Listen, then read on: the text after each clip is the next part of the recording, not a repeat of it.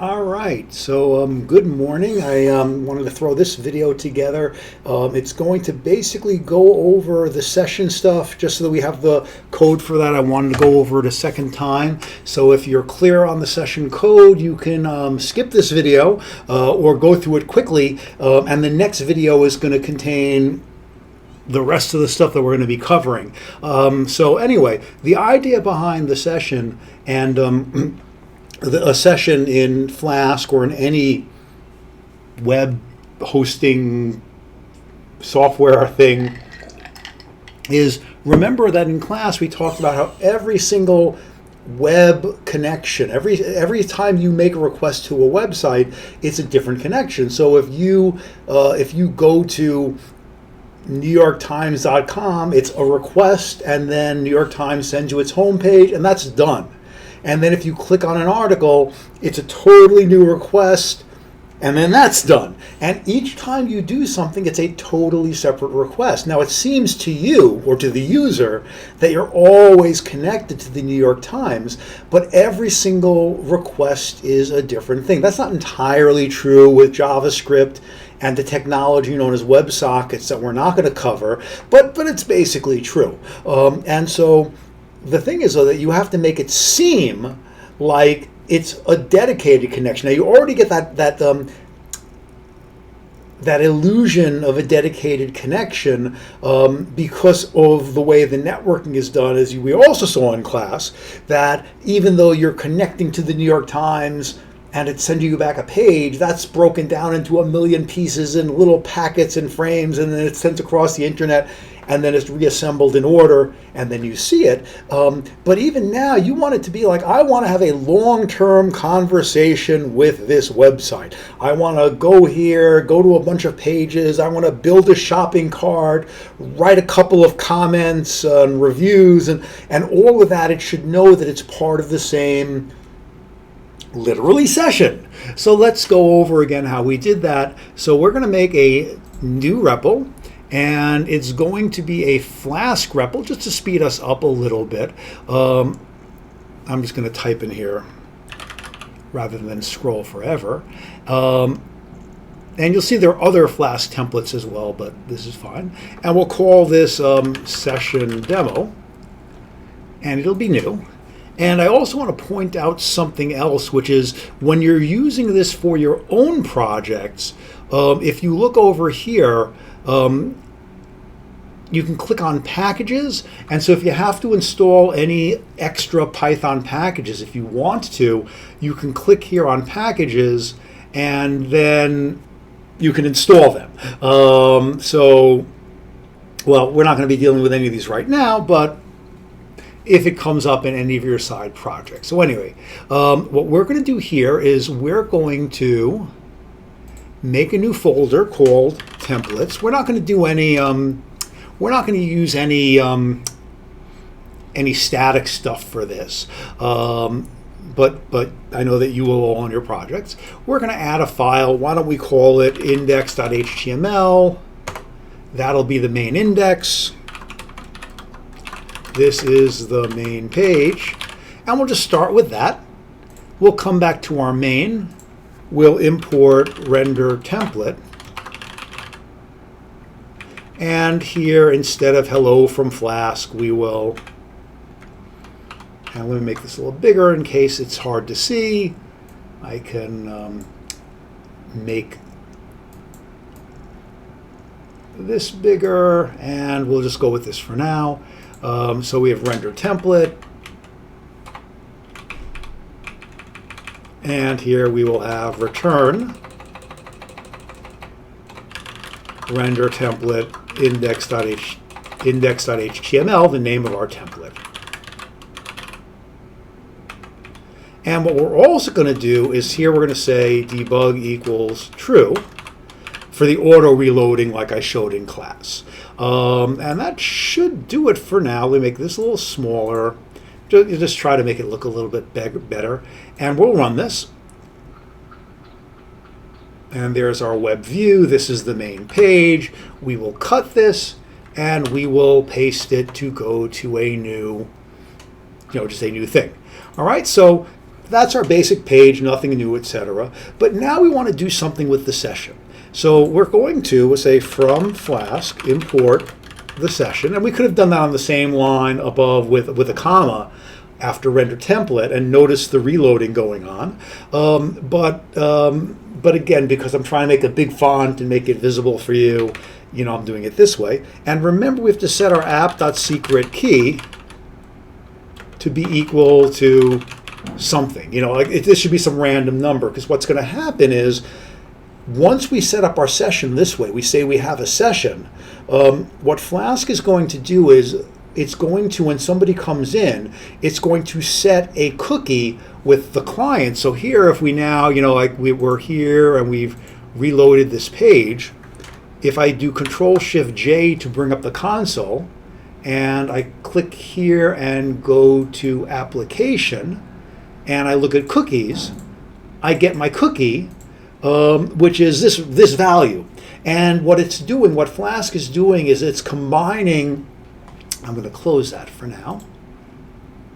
What it's doing is it's combining the secret key with information about the connection, something from the client, something from the web browser, to make this cookie basically this big long value that no one's going to guess, but is also unique because it's uniquely identifying this session, this connection.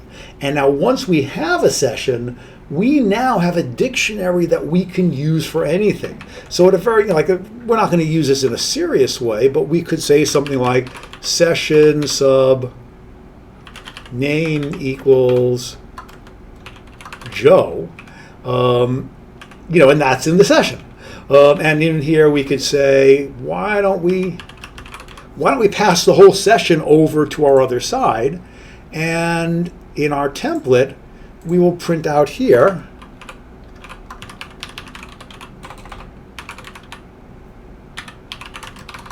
our session keys. So if we reload this, up 2 positional arguments, but we used only 1. Let's see what our error is. It's positional. We have to give it a name. So session, the variable in the template, is going to be session here. And now if we look here, if we reload this, we have a dictionary of keys which has name in it. But the thing is that this is going to be unique, or set to be unique, and we'll reload this. It's set to be unique for every connection. But of course, since we're setting it to Joe, since we're hard coding it to Joe, that's not going to be, no matter, I can go to this, I can open, if I come to here and I copy this and I go to an incognito session, it's still going to have a name in it, and that name is still going to be Joe. But that's because it's hard-coded to Joe. So usually what this is used for is if the client sends the server information, and we'll cover that in the next video, but what we showed in class is we showed that we can use this to store a variable that changes, and the easy way to do that is with something called count. So since this is a Python dictionary, we can use key membership. So we can say if count is not in the session, so if let's just get this. Okay, so if count is not in the session, all right, so that's not a key in the session. That means nobody has come here and set it yet. We're going to set session sub count to be equal to 0. So we're going to set it. So at this point, and I'm just going to clean this up a little bit, make this a little bit.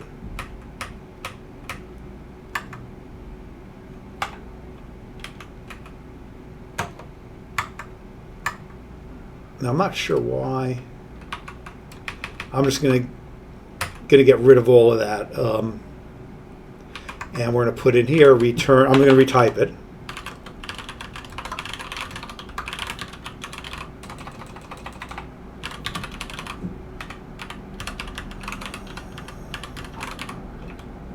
So now, and this is all one line. I'm going to actually just close this out so we can see all of this. So this should all be return render template. Again, there we go. So basically, if count is not in the session, we're going to put it in the session and set it to be 0. So now if we reload this, we now have name and count. Now, why is name still there? Name is still there because we already set it as still part of this same session.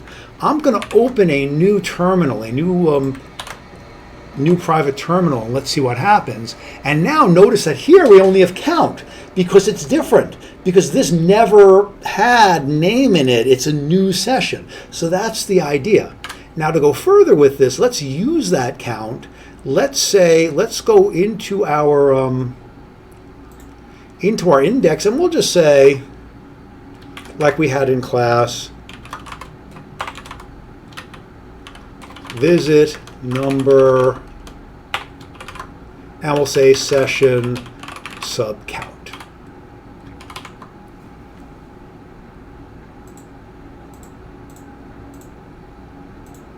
So now it's visit number 0, and of course every time we reload the page, it's still going to stay 0 because we never change it. But here we're going to say